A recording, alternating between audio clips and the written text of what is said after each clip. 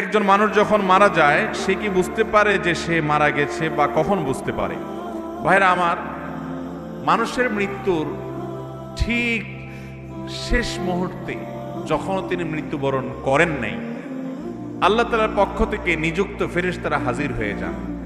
নবী আলাইহিস সালামের দীর্ঘ একটা হাদিসে তিনি এর বিবরণ দিয়েছেন। এটা অদৃশ্যের জগতের বিষয়, যেটা আমরা দেখতে পাই না। এটা জানার একমাত্র উপায় হলো ওহী। আল্লাহ তাআলা স্বয়ং ওহীর মাধ্যমে নবীজি সাল্লাল্লাহু আলাইহি সাল্লামকে জানিয়েছেন, তার মাধ্যমে আমরা জেনেছি। এটি আমাদের জানার সূত্র, কারণ এটা দেখার জিনিস না, আলমুল গায়েব বা অদৃশ্যের জগতের বিষয়। ওহী নির্ভর জ্ঞান ছাড়া এ বিষয়ে জানার কোনো উপায় নেই। তো নবী আলাইহিস সালামের দীর্ঘ হাদিস থেকে আমরা জানতে পারি, কোনো মানুষ যদি জান্নাতি হন, তার রূহ কবজ করার জন্য ফেরেশতাদের একটা বিশাল দল আসে।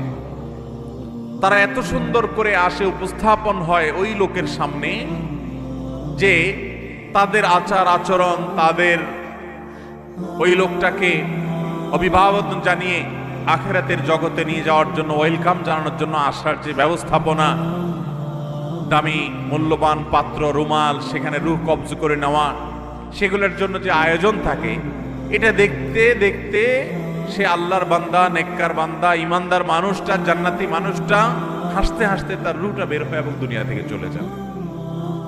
অর্থাৎ খুব আনন্দের সাথে তিনি চলে যান। আর এর বিপরীতে যে লোকটা জাহান্নামী, তার রূহ কবজ করার জন্য ফেরেশতাদের একটা দল আছে, কিন্তু তারা এতটা ভয়ঙ্কর ভাবে উপস্থাপিত হয়, এতটা তীব্র ভয়ঙ্কর রূপে তার সামনে আবির্ভূত হয়, উপস্থাপন করে নিজেদেরকে, যে সে দৃশ্য দেখে তার হাহাকার শুরু হয়। আশেপাশে মানুষগুলো টের পায় না, কিন্তু সে ঠিকই টের পায়। এই জন্য মানুষের মৃত্যুর আগ মুহূর্তে মানুষ টের পেয়ে যায়।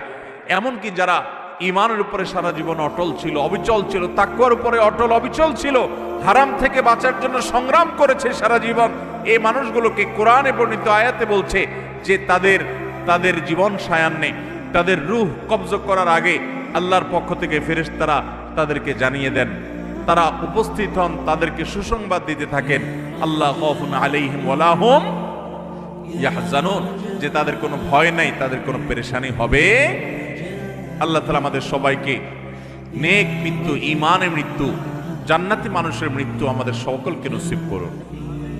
তাহলে এই হাদিস এবং আয়াত, বিভিন্ন আপনার জান কবজের সময়কার, পূর্বেকার ফেরেশতাদের মহড়া, প্রস্তুতি, এগুলোর বিবরণ থেকে বোঝা যায় যে আশেপাশে মানুষ টের না পেলেও যার রূহ কবজ হচ্ছে তিনি ঠিকই টের পান। ভালো মৃত্যু, ঈমানের মৃত্যুর জন্য বেশ কিছু আমল আছে ভাই, সে আমলগুলো আমরা কোন একটা মাহফিল আলোচনা করব ইনশাআল্লাহ। এই ঈমানের মৃত্যুর জন্য একটা কমন আমল হলো যে আমরা সব সময় ঈমান এবং নেক আমলের উপরে, ফরজ কাজ করার উপরে, এই যে ফজরের সময়, শীতের সময় ফজর নামাজ পড়া কষ্টকর, কিন্তু কষ্ট উপেক্ষা করে হলেও করবো। এইভাবে আপ্রাণ যদি চেষ্টা করে যান, নিজের সঙ্গে নিজে লড়াই করে যদি আল্লাহর ফরজ বিধান মানেন, হারাম থেকে বাঁচার চেষ্টা করেন, আপনার মৃত্যুর সময় ঈমান সাথে নিয়ে আপনি যেতে পারবেন ইনশাআল্লাহ। তাহলে ঈমানের মৃত্যু যখন হবে তখন সুসংবাদ পেতে পেতে দুনিয়া থেকে যাব। আল্লাহ না করুন যদি বেঈমানের মৃত্যু হয়, ফাসিকের মৃত্যু হয়, কাফেরের মৃত্যু হয়, তাহলে সেক্ষেত্রে দুনিয়া থেকে দুঃসংবাদ দেখতে দেখতে যাওয়া লাগবে। অতএব হাদিস আয়াত থেকে বোঝা যায় মৃত্যুর আগ মুহূর্তেই একজন মানুষ টের পেয়ে যায় যে তার গন্তব্য কোথায় হতে যাচ্ছে। আল্লাহ তাআলা আমাদের সবাইকে নেককার মানুষের মৃত্যু নসিব করুন।